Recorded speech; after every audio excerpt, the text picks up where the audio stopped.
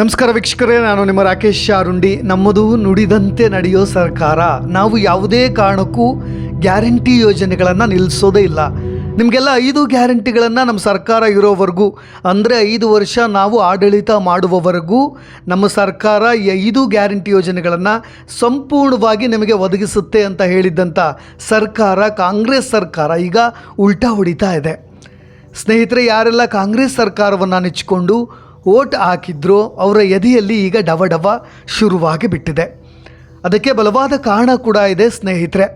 Guarantee ಯೋಜನೆಗಳಿಗೆ ಈಗಾಗಲೇ ತಿಲಾಂಜಲಿ ಇಡಲಿಕ್ಕೆ ಸರ್ಕಾರ ಸಜ್ಜಾಗಿ ಬಿಟ್ಟಿದೆಯಂತೆ. ಇನ್ನು ಮುಂದೆ ನಿಮ್ಮ ಖಾತೆಗೆ ಗೃಹಲಕ್ಷ್ಮಿ ಹಣ ಕೂಡ ಬರೋದಿಲ್ಲ, ಬಸ್ ಫ್ರೀ ಕೂಡ ಇರೋದಿಲ್ಲ. ಹೀಗೊಂದು ಚಿಂತನೆ ಸರ್ಕಾರದ ಮಟ್ಟದಲ್ಲಿ ದೊಡ್ಡ ಮಟ್ಟಕ್ಕೆ ನಡೀತಾ ಇದೆ. ನಾವೆಲ್ಲರೂ ಕೂಡ ಆರಂಭದಲ್ಲಿ ಇವುಗಳನ್ನು ನೆಚ್ಚಿಕೊಂಡು ನಂಬಿ ಮತಯಾಚನೆಯನ್ನು ಮಾಡಿಬಿಟ್ವಿ. ಈಗ ಹಿಂಗು ತಿಂದ ಮಂಗನಾಗಿ ಬಿಟ್ಟಿದ್ದೇವೆ. ಆರಂಭದಲ್ಲಿ ಎಲ್ಲ ಸುಸೂತ್ರವಾಗಿ ನಡೆಯುತ್ತೆ ಅಂತ ಸರ್ಕಾರವು ಕೂಡ ಅಂದುಕೊಂಡಿತ್ತು. ಎಲ್ಲ ಹಣವನ್ನು ನಾವು ಸುಸೂತ್ರವಾಗಿ ಹೊಂದಿಸಬಹುದು, ಎಲ್ಲ ಯೋಜನೆಗಳನ್ನು ಜಾರಿ ತಂದು ಇದನ್ನು 5 ವರ್ಷಗಳವರೆಗೂ ನಡೆಸಬಹುದು ಅಂತ ನಂಬಿಕೊಂಡಿದ್ದಂಥ ಸರ್ಕಾರಕ್ಕೆ ಈಗ ಹಣಕಾಸನ್ನು ಹೊಂದಿಸೋದು ತುಂಬ ಕಷ್ಟಕರವಾಗಿದೆ. ಹಾಗಾಗಿ ಏನಾದರೂ ಸಬೂಬನ್ನು ಹೇಳಿ ಗ್ಯಾರಂಟಿ ಯೋಜನೆಗಳಿಗೆ ಫುಲ್ ಸ್ಟಾಪ್ ಇಡಲಿಕ್ಕೆ ಸಜ್ಜಾಗಿ ಬಿಟ್ಟಿದೆ. ಹೌದು ಸ್ನೇಹಿತರೆ, ನೀವೆಲ್ಲರೂ ಕೂಡ ಆರಂಭದಲ್ಲಿ ಇದೇ ರಾಜ್ಯದ ನಾಯಕರು ಹೇಳಿದಂಥ ಮಾತುಗಳಿಗೆ ಮರಳಾಗಿ ಬಿಟ್ಟಿದ್ರಿ. ಮಹಾದೇವಪ್ಪಂಗೂ ಫ್ರೀ, ಕಾಕಾ ಪಾಟೀಲಂಗೂ ಫ್ರೀ ಅಂತ ಹೇಳಿ ಸರ್ಕಾರ ಹೇಳಿತ್ತು. ಈಗ ಉಲ್ಟಾ ಹೊಡಿತಾ ಇದೆ. ನನ್ನ ಹೆಂಡತಿಗೂ ಫ್ರೀ, ಚೀಫ್ ಸೆಕ್ರೆಟ್ರಿಗೂ ಫ್ರೀ ಅಂತ ಹೇಳಿದ್ದಂಥ ಸರ್ಕಾರದ ಮಾತುಗಳನ್ನು ನೀವೆಲ್ಲರೂ ಕೇಳಿ ಈಗ ಮಂಗ ಆಗಿಬಿಟ್ಟಿದ್ದೀರಾ. ಸ್ನೇಹಿತರೆ, ಈ ಮಾತನ್ನು ನಾನು ನಿಖರವಾಗಿ ಹೇಳ್ತಾ ಇಲ್ಲ, ಅದಕ್ಕೆ ಕಾರಣ ಕೂಡ ಇದೆ. ಮುಂದಿನ ಕಥೆ ಏನು? ಇನ್ನು ಮುಂದೆ ನಮ್ಮಮ್ಮನ ಖಾತೆಗೆ ಗೃಹಲಕ್ಷ್ಮಿ ಹಣ ಬರೋದೇ ಇಲ್ವಾ?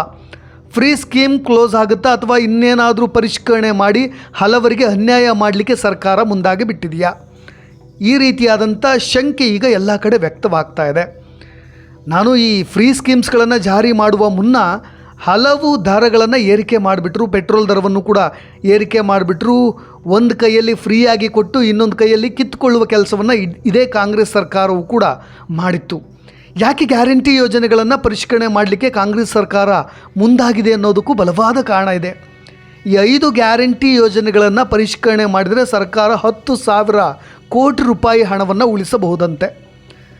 ಸ್ನೇಹಿತರೆ, ಇನ್ನೆಲ್ಲ ಏನು ಯೋಚನೆ ಮಾಡಿಕೊಂಡಿದೆ ಅನ್ನೋದ್ರ ಬಗ್ಗೆಯೂ ಕೂಡ ನಾನು ಹೇಳಲೇಬೇಕು. ಗ್ಯಾರಂಟಿ ಯೋಜನೆಗಳ ಪರಿಷ್ಕರಣೆಗೆ ಕರ್ನಾಟಕ ಸರ್ಕಾರ ಈಗ ಮುಂದಾಗಿದೆ. ಜೊತೆಗೆ ಈ ಕುರಿತಾದ ಚರ್ಚೆ ರಾಜ್ಯ ಸರ್ಕಾರದ ಒಳಗೆ ಜೋರಾಗಿ ಸದ್ದು ಮಾಡ್ತಾ ಇದೆ. ಗ್ಯಾರಂಟಿ ಯೋಜನೆಗಳ ಪರಿಷ್ಕರಣೆ ಮಾಡೋ ವಿಚಾರಗಳನ್ನು ಕಾಂಗ್ರೆಸ್ ಸರ್ಕಾರದ ಶಾಸಕರೇ ಎಲ್ಲ ಕಡೆ ಗುಸು ಮಾತನಾಡ್ಕೊಳ್ತಾ ಇದ್ದಾರೆ.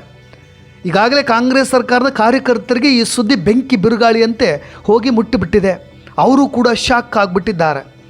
ಮತದಾರರು ವೋಟ್ ಮಾಡಿ ತಪ್ಪು ಮಾಡಿದ್ವಿ ಅಂತ ಕೈ ಹಿಸುಕಿಕೊಳ್ತಾ ಇದ್ದಾರೆ. ಇನ್ನು ಈ ವಿಷಯ ಕೇವಲ ಸರ್ಕಾರದ ಹಂತದಲ್ಲಿ ಮಾತ್ರ ತಿಳಿದಿಲ್ಲ, ಸಾರ್ವಜನಿಕವಾಗಿ ಪಕ್ಷದ ಅನೇಕ ವೇದಿಕೆಗಳಲ್ಲಿ ಸರ್ಕಾರದ ಎಲ್ಲ ಹಂತದಲ್ಲೂ ಕೂಡ ಸಿಕ್ಕಾಪಟ್ಟೆ ವಿಶ್ಲೇಷಣೆಗೆ ಒಳಪಡ್ತಾ ಇದೆ.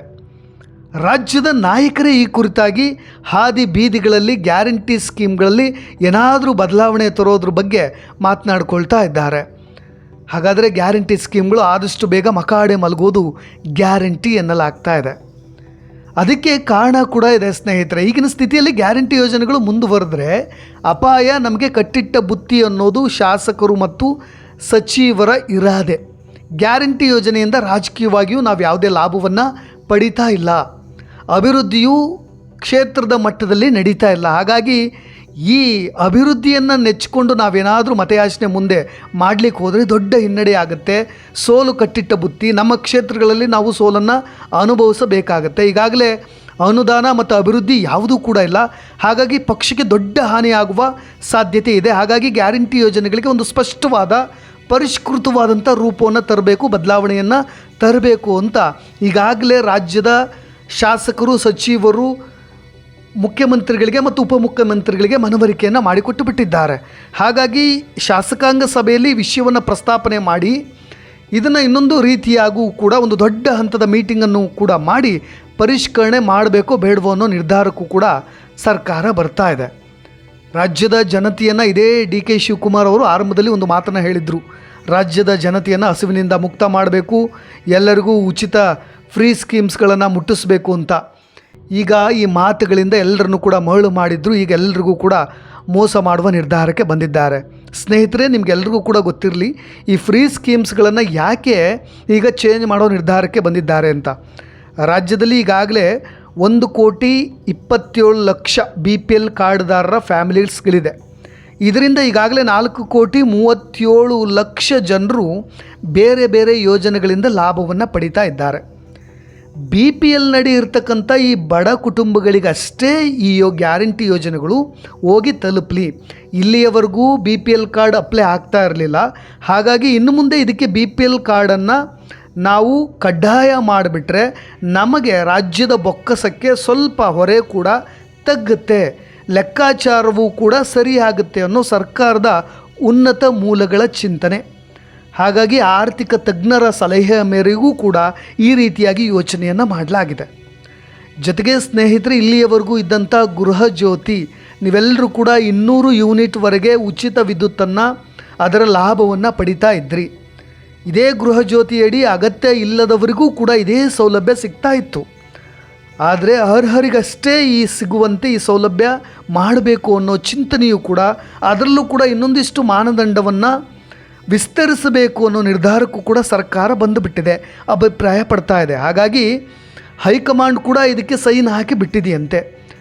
ಸಂಪುಟ ಸಭೆಯಲ್ಲೂ ಈ ಕುರಿತಾಗಿ ಇನ್ನೊಂದು ಹಂತದ ಚರ್ಚೆಯನ್ನು ಕೂಡ ಮಾಡಿ ಮುಂದಿನ ನಿರ್ಧಾರವನ್ನು ತೆಗೆದುಕೊಳ್ಳಲಿಕ್ಕೆ ಸರ್ಕಾರ ಮುಂದಿನ ಹೆಜ್ಜೆಯನ್ನು ಇಡ್ತಾ ಇದೆ.